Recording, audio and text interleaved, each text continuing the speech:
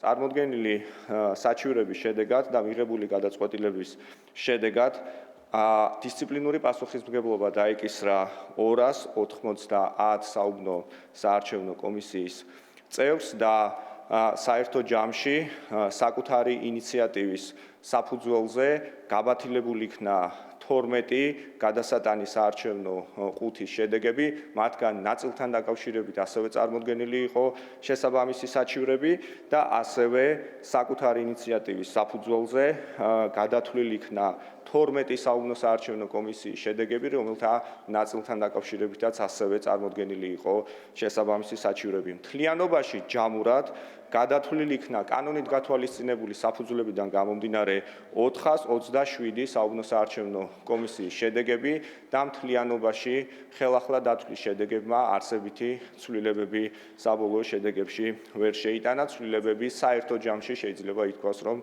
არის უმნიშვნელო.